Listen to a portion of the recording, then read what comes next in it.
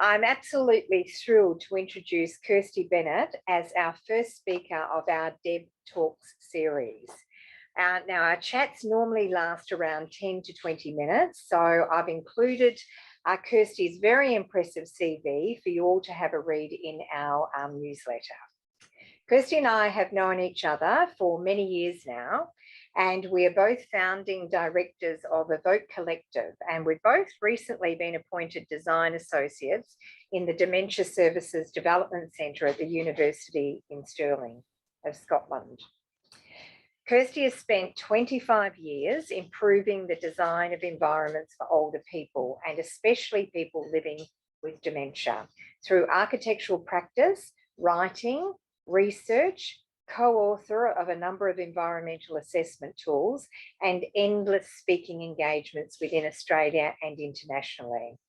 But today we are here to talk with Kirsty about her being a co-author of the recently published Alzheimer's Disease International World Report 2020 on the built environment, design, dignity, dementia-related design and built environment. This report was awarded the inaugural Outstanding Contribution to Global Knowledge Prize at the 2021 European Healthcare Design Congress. So firstly, congratulations, Kirsty, and welcome. Thanks, Debbie. It's lovely to be here and to see you. Yeah. So we're all very keen to hear about the ADI report. So why is the ADI World Report significant? Well, it's significant because this year it focuses on the built environment, and they've been producing world reports for many years now, but this is the first time that the focus has been on the built environment. So that in itself is really significant. And Richard Fleming, who is the lead author, asked John Zeisel and I to co-author the report with him, which we were both delighted to do.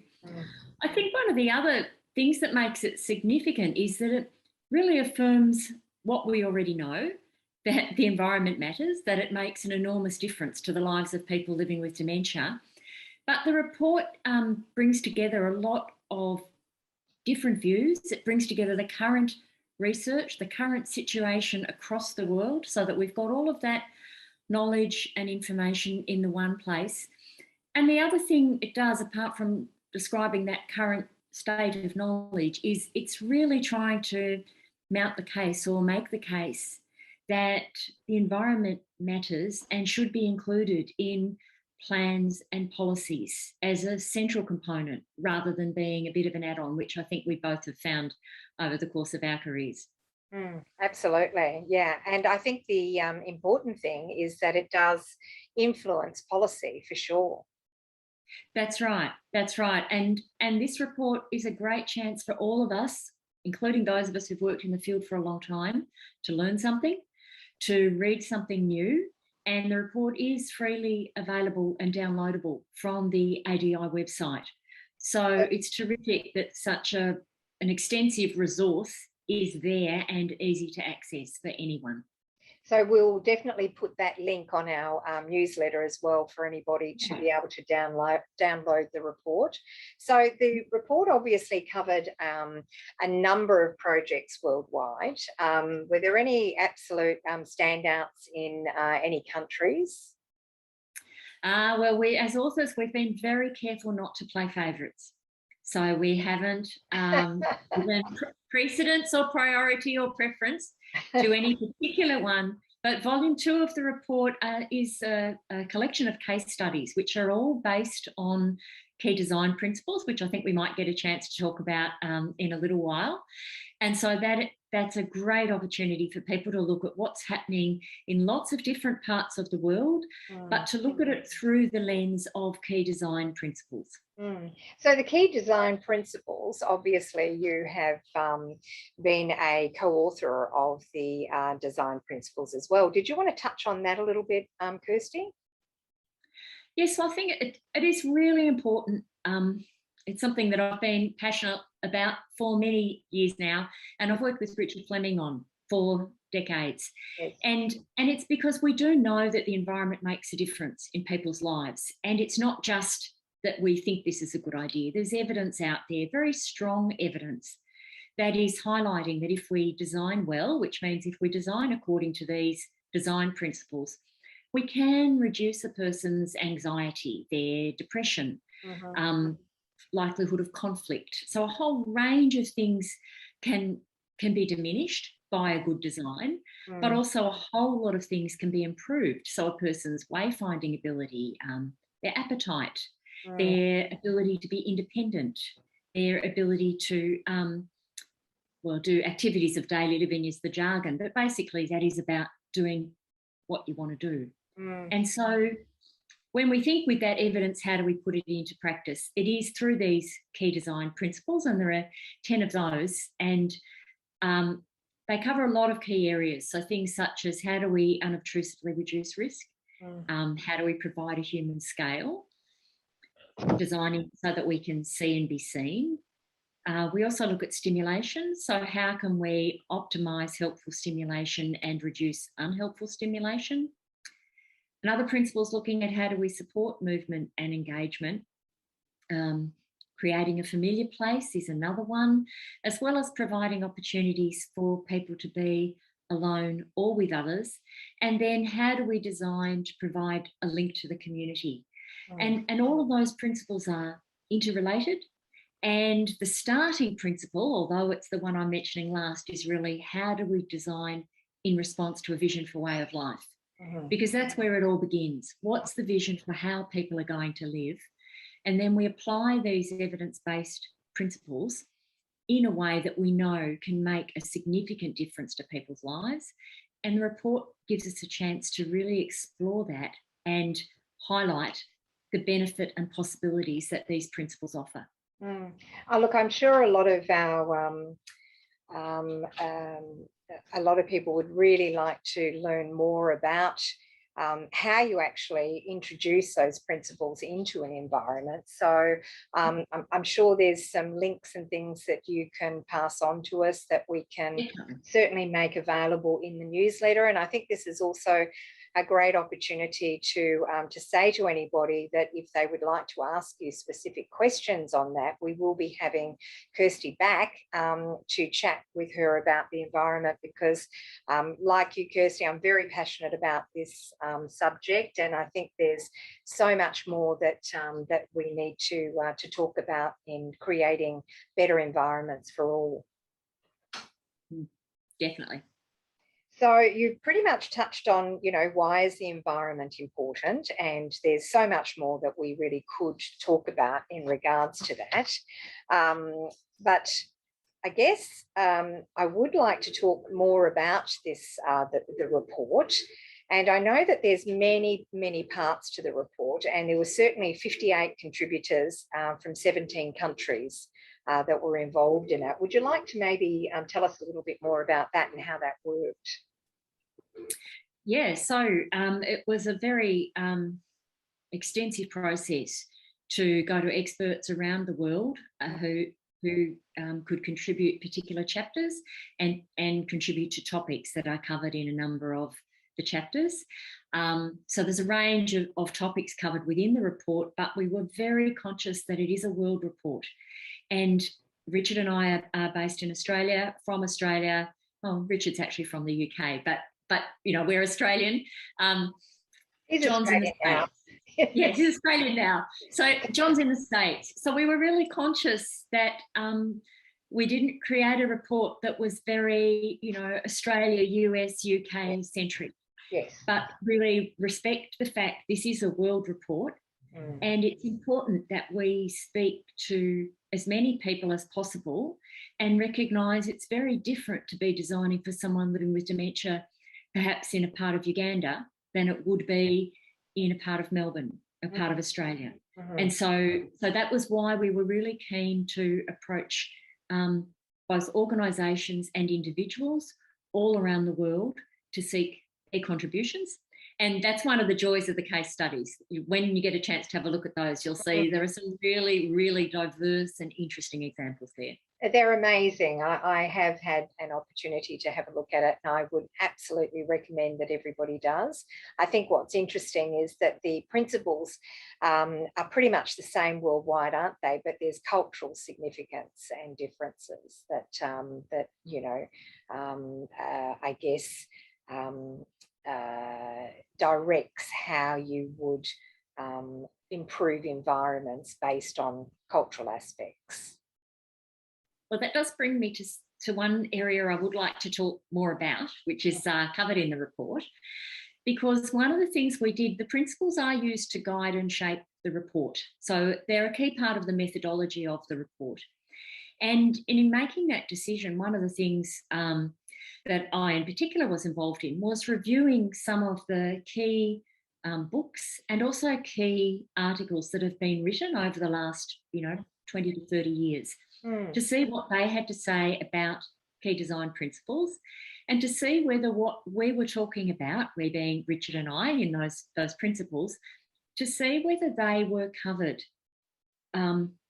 whether the topics we were using or the principles we were using covered the topics that were raised by other authors. And so in doing that, one of the things that became really obvious was that often we'd be talking about the same thing but in a different way. And so someone might talk about what we would describe as a principle as a vision or as a goal.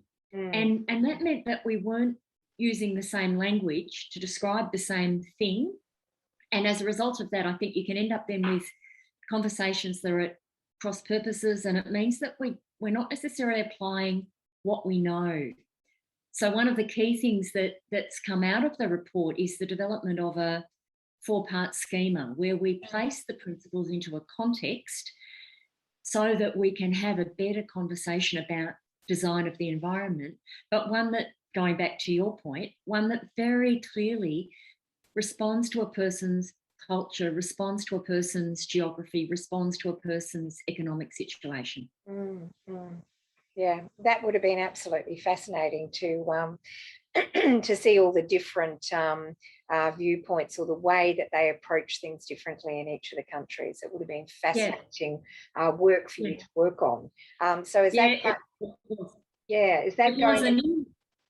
In the report, there are actually, if you go to that chapter about the principles, you'll see that there are a couple of tables where the sort of key dot points from the books and articles by these authors, they're all noted and referenced against our key design principles. So that if you want a quick snapshot of, what was Mary Marshall focusing on, or countless other people, Maggie Hawkins, then that's a great way to do that. Fantastic. So is there anything else that you would like to add in regards to the schema? Well, maybe just to touch on a few of the key points. So what became apparent was that we can actually think about four different domains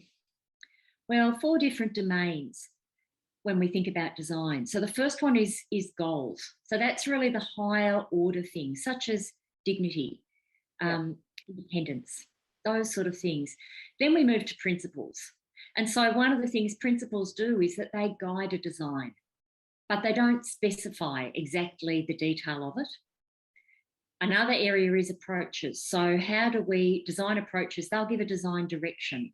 So again, we're still not at the detail level, but they're responding to the principles and they're setting a direction. And it's not until we actually get to a design response that we're down at the nitty-gritty.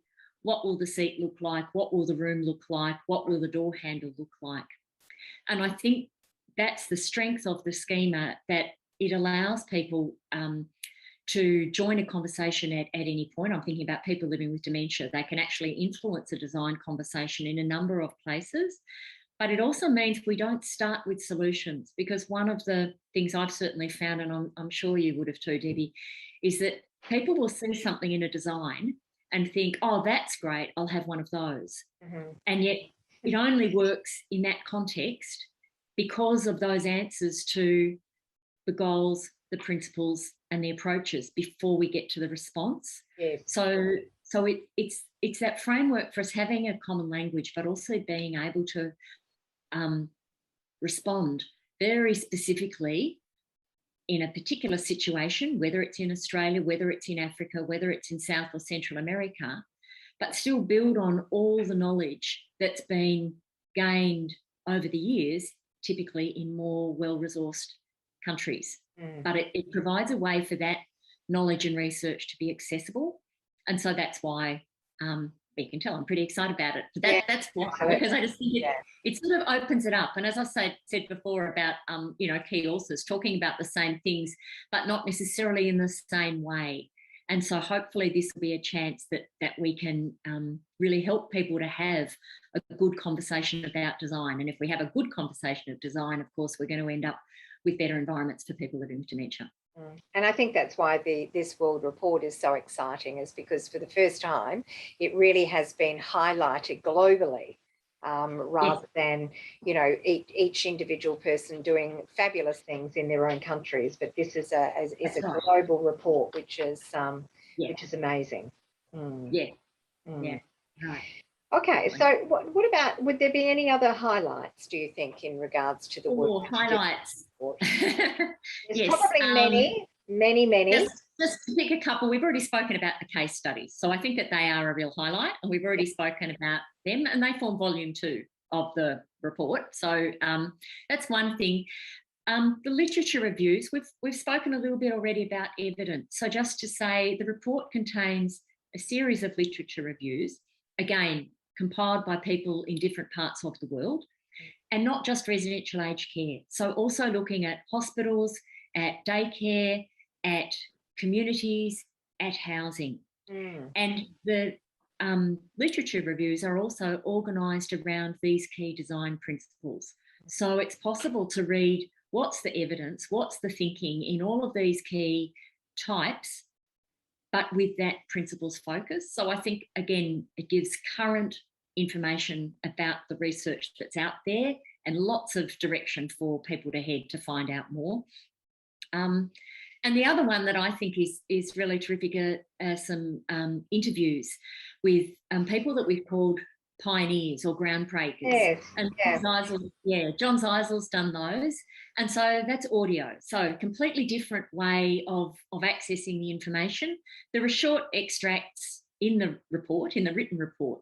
But if you go online, you can also click and then hear Maggie Corkins talking for half an hour, or Alan Kong, or a whole range of different people, again, around the world, coming from different backgrounds, different professional expertise. So it's a Peter Phippen in the UK looking back after many decades of working in the field. So I think that's another highlight to me, and there's a richness too in just being able to actually look at people and hear them talk, as we're doing now, compared with just reading the page. And the breadth of everybody's knowledge is just amazing when you think about the number of people that obviously have contributed to the report. It's just incredible. So and also even more contributed to where we are today. Yes. Like without the work of these people, we wouldn't be where we are today. And so we really were conscious. It's really important to be looking back and gathering that and knowing that Claire Cooper Marcus, amazing landscape architect. It's really important to be gathering that knowledge and honouring that knowledge, because without that pioneering work, absolutely, we wouldn't be here. And to pass the baton on, isn't it, Kirsty, to the next lot of people that are going to come up with extraordinary things, hopefully, as well, for the future. Right. So it doesn't stop here, it continues on. But I guess one of the things that this report has done is it's really highlighted it. It's highlighted how important the environment is, and there hasn't been really, I think, enough emphasis on that, globally, certainly here within Australia. So that's why I congratulate you for the work that you've done on it, yourself and Richard and John. Thanks, Debbie. Yeah, it is a really important thing to try to raise the profile and the focus. Yes. So that then we know we can make a difference to the lives of people living with dementia. And how can people contribute to that? There are ways that they can contribute as well.